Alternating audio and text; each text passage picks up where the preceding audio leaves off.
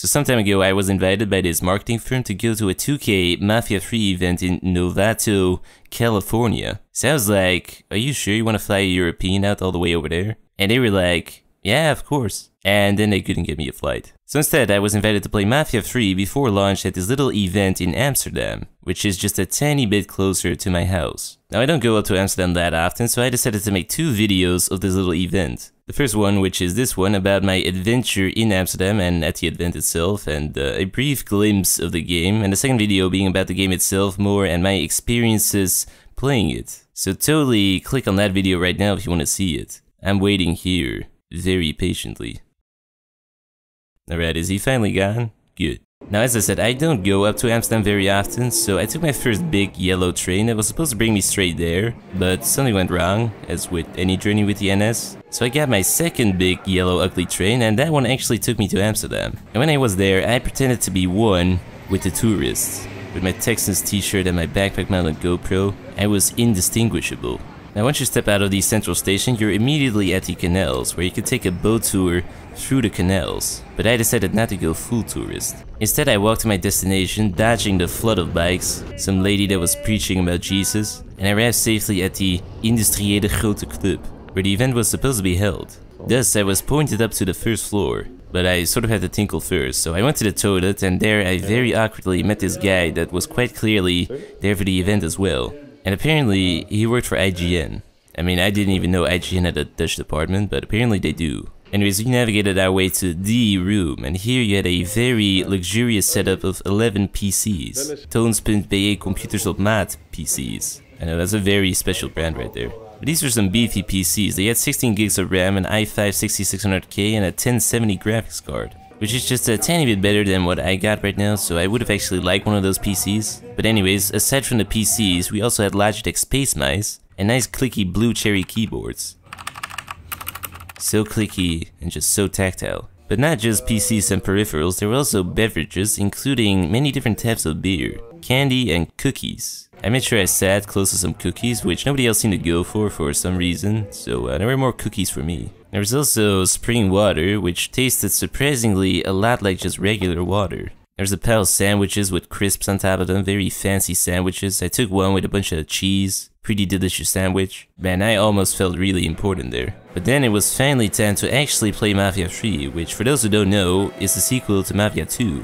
So you play as this buff black Vietnam War veteran, Lincoln Clay, and you're out to get revenge on this Italian mobster that betrayed you. And your aim is to get revenge on this guy by taking over the city from him. A city which is pretty much just New Orleans with a bit of a different name. It's called New Bordeaux. So you pronounce that last part of that word like O, because it's French. You can really see that my years of French paid off here. But that is the abridged version of the story. I go a bit more in depth in that other video, but from what I could tell, the demo was running on Steam under the codename whiskey_dev_external. ET guy there, Simon, it's the guy right there that tries the hardest to stay out of my shot, very professionally. But he didn't really want to reveal much more about the specifics. Also, that 2K Steam account had no other games on it besides a Sid Meier's Civ 6 preview. Anyways, the demo was split into 2 sections, the intro bit where you could see the events leading up to your revenge plan, and a section a bit further into the game where you were actually actively executing that revenge plan. Now, we were not allowed to record the intro bit for spoiler reasons, but we were allowed to record that second section. Well, there were some limitations on that. There's some things that I'm not allowed to show you or tell you, especially all the things on this list right here.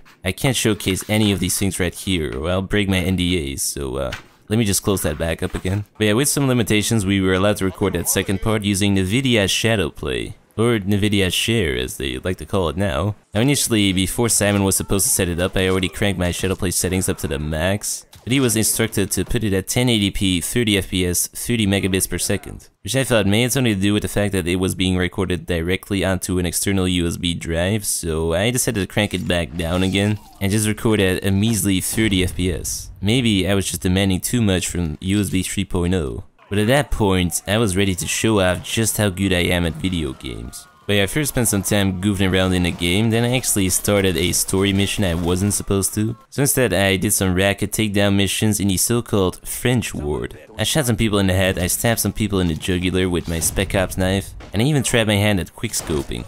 Overall, I had a pretty good time playing this game. The driving in this game definitely feels good. I did turn my driving difficulty up to simulation, so the cars did not feel like they were super glued to the road. The shooting is pretty solid too, it's got a cover system like Mafia 2, and the weapons sound pretty beefy. And there's also stealth, which is actually pretty standard. It's got one-hit takedowns, whistling to get attention. Enemies are a tiny bit deaf and blind when it comes to you taking down their best friend about 3 feet in front of them. So if you do it right, you can definitely pull off some sneaky beaver combos without too much hassle. The story like Mafia 2 also seems to be quite decent as well. It's got some convincing voice acting, it's got very cinematic cutscenes. Although the story this time around isn't chronological like it was in Mafia 2, it skips back and forth in time a la True Detective interview style. Now I might not have been paying as much attention as I could have, what's with me being distracted by the cookies and all that, but there were a bunch of names being flung around which I had some difficulty keeping track of. So don't eat and game at the same time is the moral of the story here, I guess. Now I do think I was the odd one out there. From what I heard, there was mostly a bunch of quote-unquote old media people there,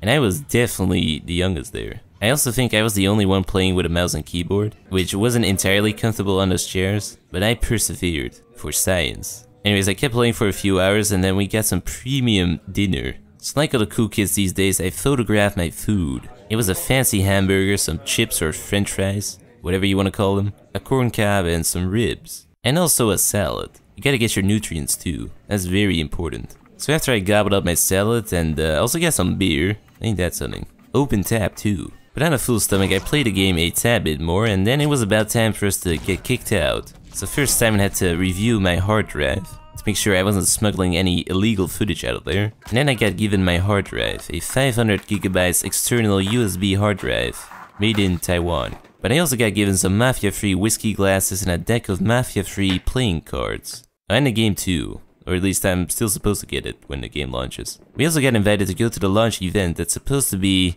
near Utrecht on the 6th, which I would consider going to if they got more of those sandwiches. So overall some nice goodies, a free oversized USB stick, and I got to play the game before release. I almost feel special. But before all this fame could really rest on my head, I had to go back home. So I got out of the Industriële Grote Club, and then I walked back to the central station, crossing paths with yet another one of these ladies preaching about Jesus. And then I got into another big yellow train that got delayed and left from a different track than it was supposed to.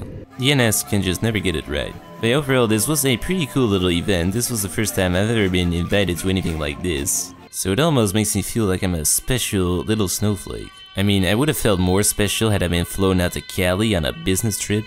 But at least for this, I didn't have to pack my toothbrush. Now, if you want to know more about the story of what I did when I played the game, as well as more or less a little mini review, a more in-depth look, you should totally go watch that other video. And yeah, until next time.